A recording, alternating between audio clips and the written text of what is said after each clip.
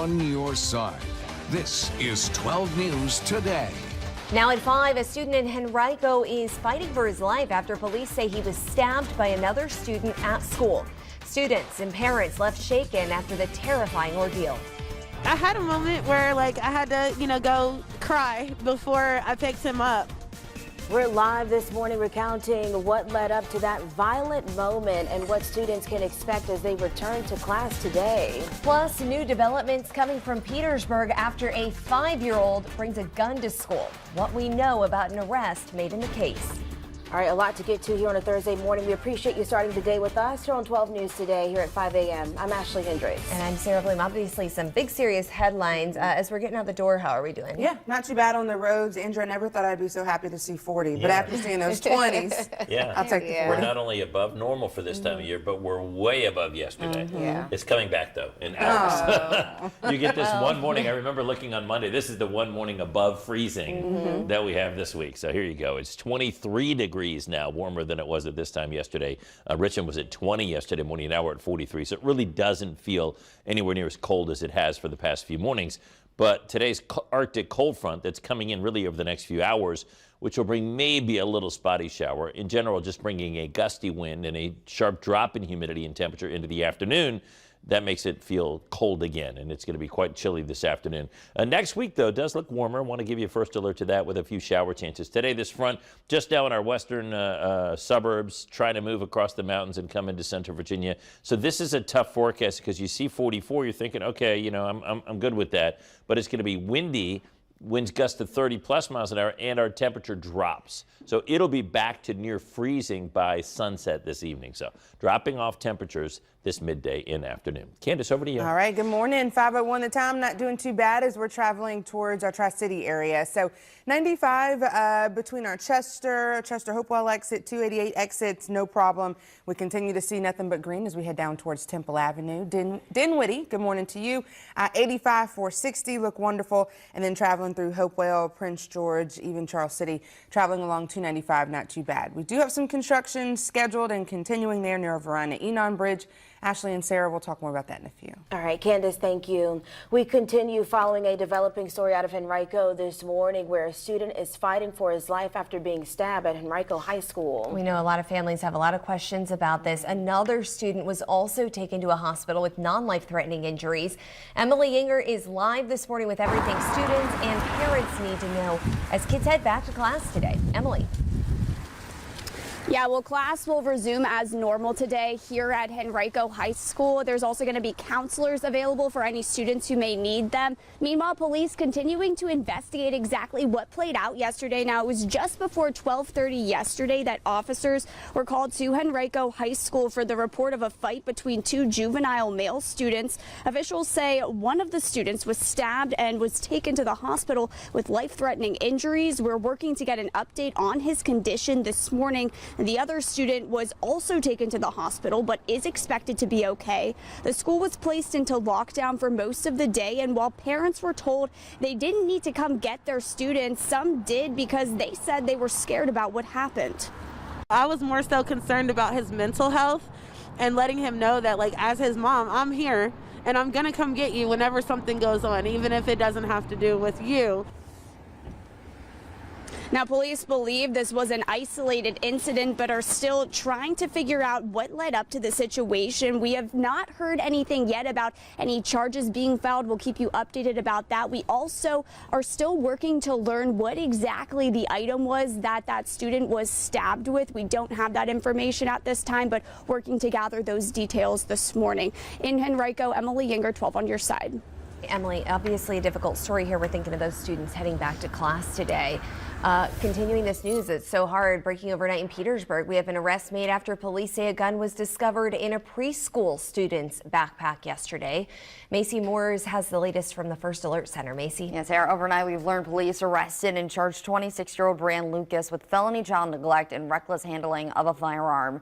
School officials say a teacher at Westview Early Childhood School found the weapon, this weapon here seen on your screen, while putting homework in the 5-year-old student's bag and immediately reported it. That's when the school resource officer stepped in and secured that gun. Now, nobody was hurt, and the school says at no point was it displayed or removed from that backpack. Petersburg police posting a photo of the weapon on X with a bullet as well as a magazine. It's still not clear, though, if that gun was loaded when it was found in that child's bag. Meantime, Lucas is being held without bond pending her appearance in court. And school officials are urging parents to check their children's backpacks for prohibited items every single morning. Ashley. Yeah, that situation could have played out differently. Macy, thank you. As school leaders in Chesterfield County consider new security measures, they'll soon be testing new weapons detection systems. This comes after school leaders visited 2 nearby school systems to observe their weapons scanners. Chesterfield says the systems they have chosen are image scanners, not metal detectors. The demos will take place December 10th and 11th at Robius Middle School and the 12th and 13th at Meadowbrook High. In Richmond, 2 top officials in charge of elections are resigning. This comes just 1 week after a bombshell report showed the registrar's office abused its authority. The city's electoral board unanimously voting to accept General Registrar Keith Ballmer's resignation. Deputy Registrar Jerry Richardson also resigned. This after a report from the city's Inspector General outlined 25 counts of misconduct.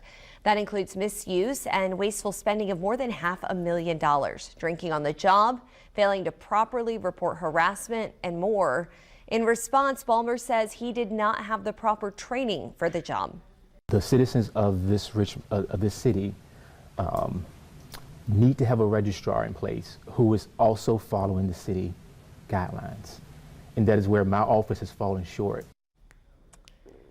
Ballmer does not deny the spending, but claimed it was not entirely his fault, saying he never meant to break city code. If you or someone you know is facing housing insecurity, the city of Richmond has resources that may be able to help. The Homeless Connection Line, or HCL, can connect you with resources and shelter alternatives. You can call this number 804-972-0813 to learn more from 8 a.m. to 9 p.m. on weekdays and from 1 to 9 on the weekend. If you see someone sleeping outside, you can contact the city's outreach team. Just submit a form that you can find at the website right here on your screen. And today you can attend a community meeting to learn more about a new Rosie's Gaming Emporium that's set to open in Henrico. Work is already underway for the site and the Staples Mill Shopping Center, but county leaders aren't happy. They say the company bypassed a county ordinance by only a few days to avoid community input. If you want to hear the plans and voice your opinion, you can head to Henrico's Recreation and Parks headquarters off Staples Mill tonight at 6. A holiday This tradition. is 12 About Town, sponsored by CoStar Group. A holiday tradition is taking over Broad Street this weekend. The annual Dominion Energy Christmas Parade is back with nearly 100 organizations in the lineup. Richmond native Charlie Swanson will lead the parade as the Grand Marshal. He was part of that U.S. Olympic swim team in Paris. He brought back a gold and a silver medal. The 41st annual parade is happening this Saturday, December 7th, and that means there will be some road closures. Candice is breaking those down for you in just a second, but you can also find a list at 12onyourside.com. Andrew, if we're heading out there, we bundling up. You said the cold's coming back, right? Yeah, it is coming back. Really coming back in a few hours. Says right now the numbers are above normal in the low 40s. And let me just double check. Yeah, above normal in the low 40s. Typical low this time of year is down to the 30s.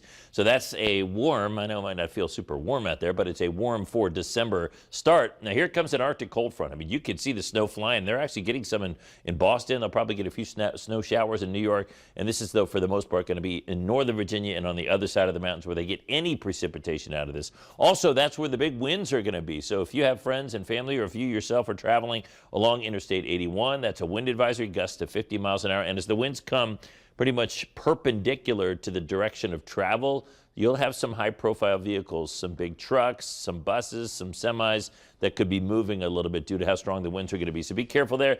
And D.C. is on the southern edge of that wind advisory as well. It goes all the way up into New England. And the pink and purple, those are all snow advisories. There's a lot of snow to be had. Again, the Great Lakes are going to continue to pile up snow. This will be lake effect stuff. And interior New England, we in Richmond miss out. No snow for us. And we have rain in the forecast, but it's not really until next week. Right now, our temperature forecast our numbers are likely to climb into the mid-40s and midday drop off into the low 40s. And this is an afternoon temperature forecast, 3 in the afternoon. Everybody's pretty much in the 30s. And then by 5 o'clock this evening, I think we're basically at freezing. So although we're starting above average, temperatures will tumble quickly, especially this afternoon. Candice, back over to you. Thanks, Andrew. So here's what you need to know about that Dominion Energy Christmas parade, those road closures.